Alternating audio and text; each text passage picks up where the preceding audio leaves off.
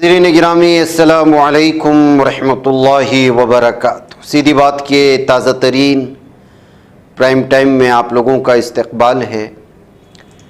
नाज़रीन गिरामी, मैं अंसार अज़ीज़ नदवी इस वक्त आप लोगों के सामने कुछ अहम तरीन ख़बरें, कुछ वायरल वीडियोस और कुछ तनकीदी तज़्ज़िये लेकर के हाज़िर हुआ। तफ़सीलात में जाने से पहले आप लोगों से जो दरख्वास्त होती है उस पर तवज्जो करने की अपील करूँगा। नाज़रीन गिरामी, इस वक्त सबसे पहली ख़बर मैं सुनाऊँगा जिसमें सुप्रीम कोर्ट ने अपने एक तारीख़ी फ़ैसले में किसी भी मुलज़िम को गिरफ़्तारी की वजह बताना कोई रस्मियात नहीं बल्कि लाजमी आईनी ज़रूरत है, ये कहते हुए पुलिस को आईना दिखाने की कोशिशें हुई हैं। नाज़रीन गिरामी, आप भारत में कितनी ही बार देखा होगा कि किस तरह से अचानक घर में घुस जाते हैं, बग़ैर किसी वजह के किसी को भी उठा कर के पुलिस ले जाती है, कोई पूछने वाला नहीं, आइन की धज्जियाँ उड़ाई जाती हैं, कोई वीडियो बनाता है तो उसके ख़िलाफ़ ही मामले दर्ज कर लिए जाते हैं। ऐसे आपको हज़ारों मामलात मिलेंगे भारत की मुख्तलिफ़ रियासतों। यही वजह है कि एक बार फिर सुप्रीम कोर्ट ने इस जानिब तवज्जो दिलाने की कोशिश की। दरअसल कल ये फ़ैसला आया था जिसको सुर्खियाँ नहीं बनाई गई। जस्टिस अभय यस वोका और जस्टिस नवगमई कापम कोटेश्वर सिंह की बेंच ने कहा है कि पुलिस के ज़रिए हुक्म पर अमल न करना आइन की दफ़ा 22 के तहत बुनियादी हुकूक़ की खिलाफ वर्जी होगी।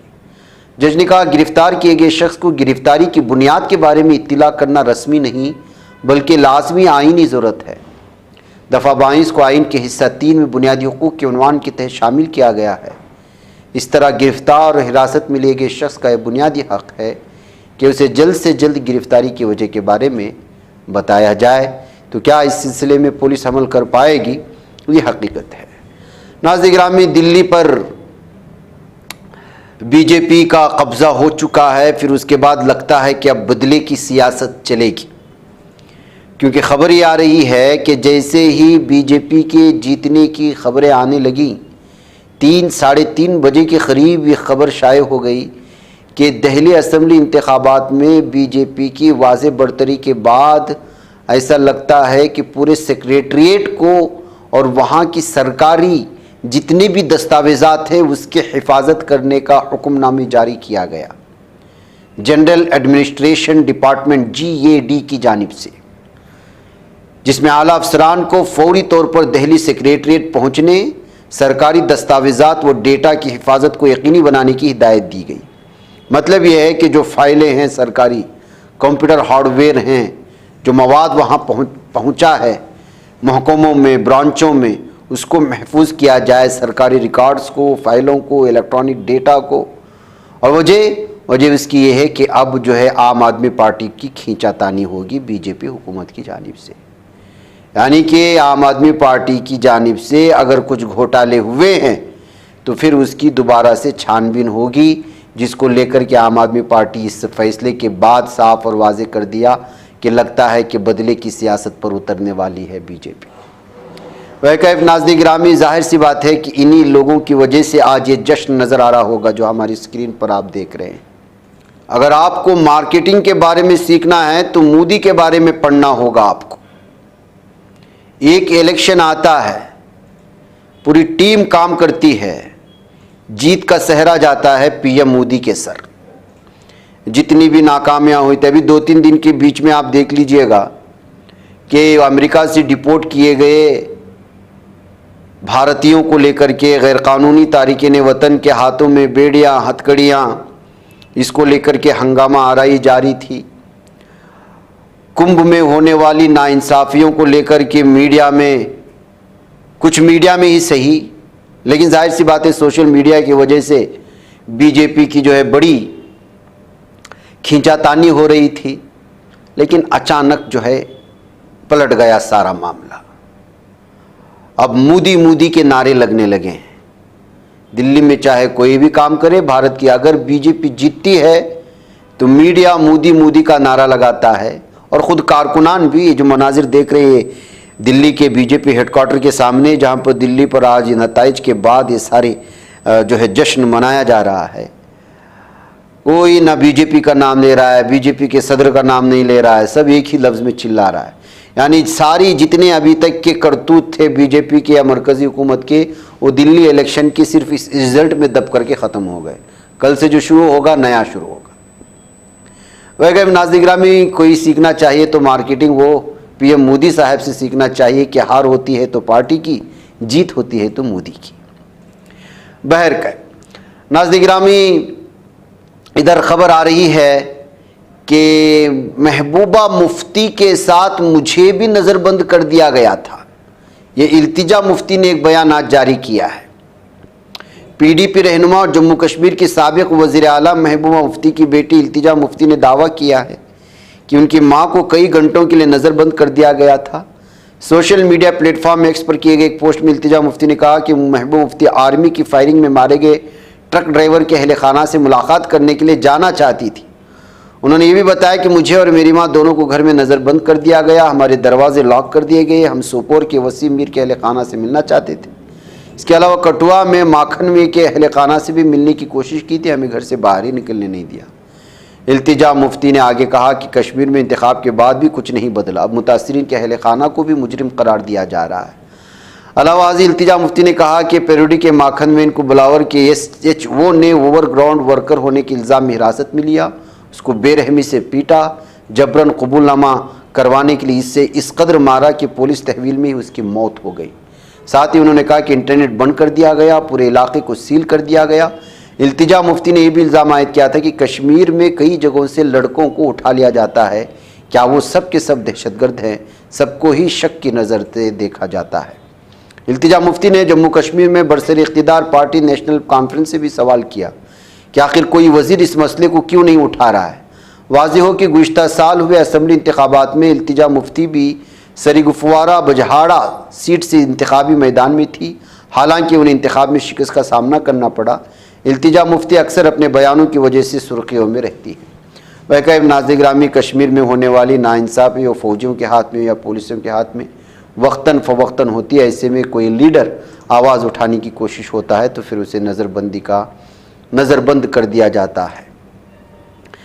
नाज़रीन गिरामी, 2025 हज के लिए बताया जा रहा है कि हिंदुस्तान समेत 14 ममालिक के लिए वीज़ा कवानीन में तब्दीली की गई है।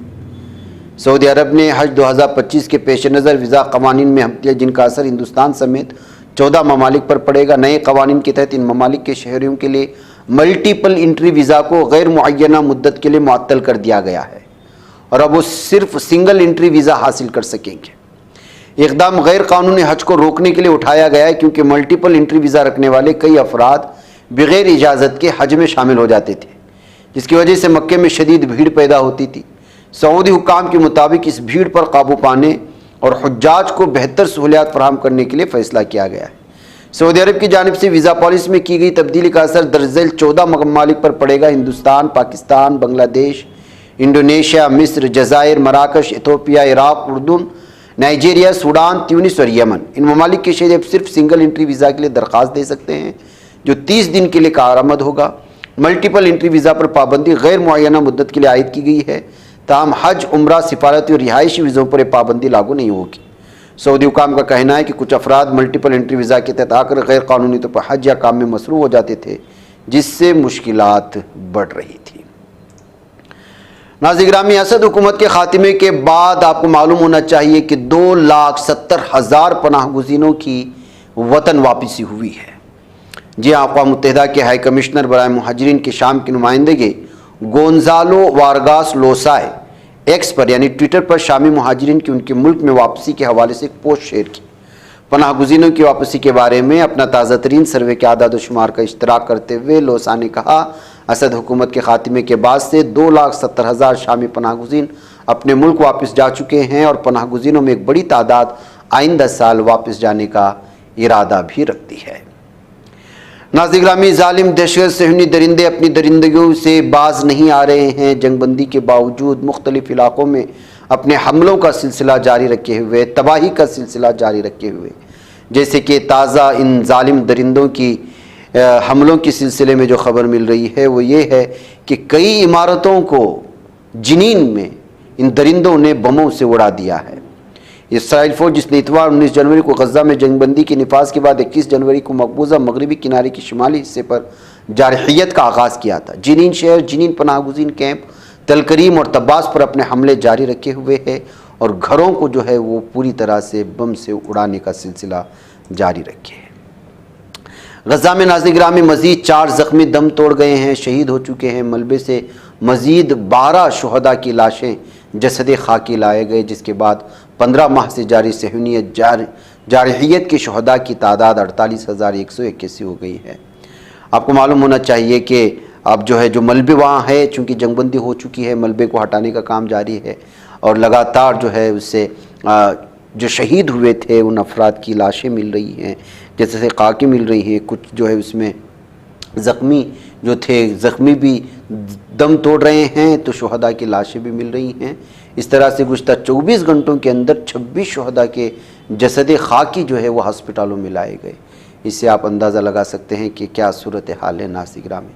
उधर आज 4 सहयूनियों को, इसराइलियों को हमास की जानिब से रिलीज़ किया गया था। उसके बदले में दर्जनों कैदियों को रिहा करने का ये मंजर इस वक्त सामने आया है, जिसको आप यहाँ पर देख सकते हैं। काबिज़ इसराइली हुकाम ने तूफ़ान अल-अहरार के मुआहदे के तहत हफ्ते की सहपहर दर्जनों फ़िलिस्तीनी कैदियों की सहयूनी ज़िंदानों से जो है रिहा किया है।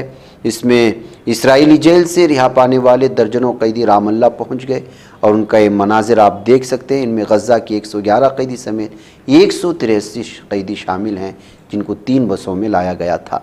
रेड क्रॉस ने ऑफर जेल से 42 कैदियों को रामल्ला शहर के रामल्ला सकाफती महल में मुंतकिल किया, जहां उनके रिश्तेदारों समेत सैकड़ों फ़िलिस्तीनियों ने उनका इस्तकबाल किया है। नाज़रीन गिरामी, मुझे इजाज़त दें। अस्सलामु अलैकुम वरहमतुल्लाहि वबरकातुहू। ये बच पाता है कोई सहाफ़ी की निगाहों से, मिलाता है ये लोगों को मोहब्बत की पनाहों से। करम और दर्द मंदी का है एक संसार सीधी बात। अज़ीमत जुर्अतो हिम्मत का है इज़हार सीधी बात। अज़ीमत जुर्अतो हिम्मत का है इज़हार सीधी बात। ये चैनल हक निगर बन कर कुचल देता है फितनों को,